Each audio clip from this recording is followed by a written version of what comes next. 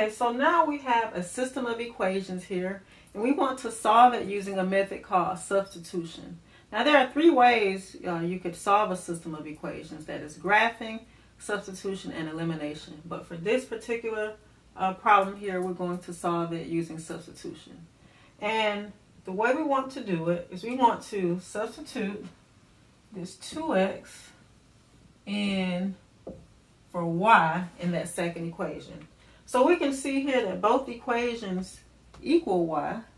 So in order to solve using substitution, since they both equal y, we can simply set these two expressions equal to each other, because our goal is to get one variable in the problem, either x or y, and solve for that variable. So in this case, we got just one variable, which is x, and we're just going to use inverse operations to solve for this problem. All right, so I'm going to subtract x from both sides. All right, 2x minus x gives me x, and I'm left with 5. All right, so my x value is 5. And remember, when you're solving a system of equations, your answer has to be an ordered pair, because you're really trying to figure out, if you were to graph these two equations, where they would cross on the coordinate grid. So that's actually what you're finding when you're solving a system of equations. Okay, so we found our x value of our ordered pair. I'm just going to put it here. All right, not x. Our x value is actually 5. To find our y value, we're going to actually substitute our x value back into one of the original equations. I'll just take the first one here, y equals 2x. Now since we found that y equals 2x, or we found that x equals 5, we could simply take 5 and plug it in for x. All right, and so y equals 2 times 5, and that gives me 10. And so my y value is actually 10 for that problem. So if we were to graph these two equations on a coordinate grid, they would cross at the point 5, 10. And we could check it. If we plug in 5 for x, 5 times 2 does give me 10. 5 plus 5 gives me 10 also. And so it checks out. And so we've solved that system of equations. Okay, so we have another problem here, another system of equations we want to solve using substitution.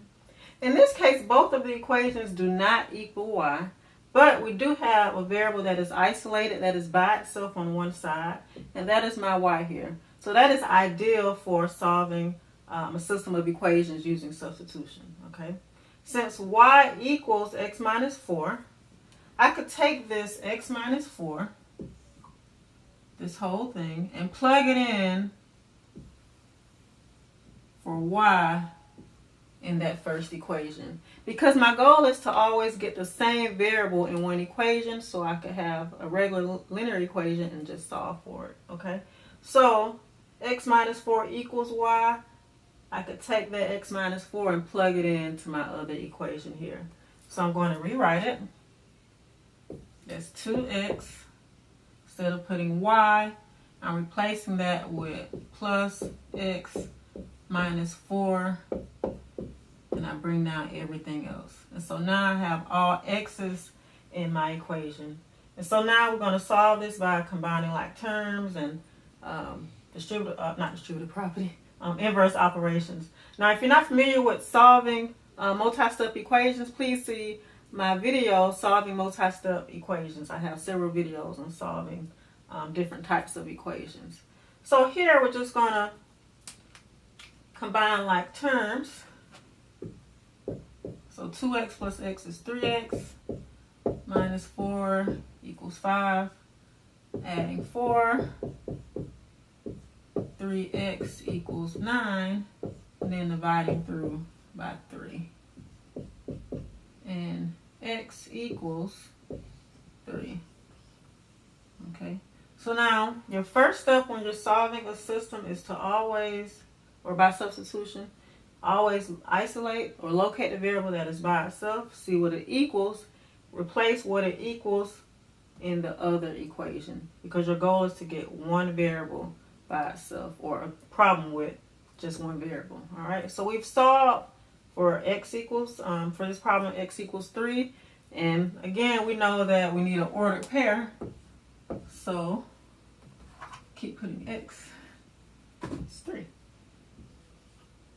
Okay, to find our y value, we simply take our x value and plug it back in. And so right here, y equals x minus 4. That's 3 minus 4, which is -1. Y equals -1. And it doesn't matter which equation you plug it into. I try to choose the easiest one. Okay, so whatever one that has a variable that is already isolated, that's the easiest one. But you could plug it in also. If we plug in 3 here, just to show you. If I plug in 3 for x in my top equation, I get 6 plus y equals 5. And I subtract -6. Not subtract -6. Subtract 6. And I still get -1. Either way, but again, it's always easiest to choose the one that has a variable already isolated. And so if you were to graph these on a coordinate grid, that graph will cross at 3, -1. And so we've solved this system of equations. All right, so we're going to try one more problem with solving systems of equations where we have a variable that is already isolated by itself. All right, so we have x equals 2y minus 4. That x is already by itself on one side, and it equals 2x minus 4. So what I can do, I can take this 2y minus 4 and plug it in for x in my second equation here. So let's do that. So instead of putting x, I'm going to replace it or substitute it with the 2y minus 4. And that is 2y minus 4 plus 8y. Bring down everything else. All right, so now I have one variable, which is y, and I can go ahead and solve this equation. 2 plus 8, 10y, bring down my minus 4, equals 16. I'm left with the two-step equation, adding 4. 10y equals 20, and dividing by 10, y equals 2. All right, so I found my y value. Now I need to find x. X equals 2y minus 4.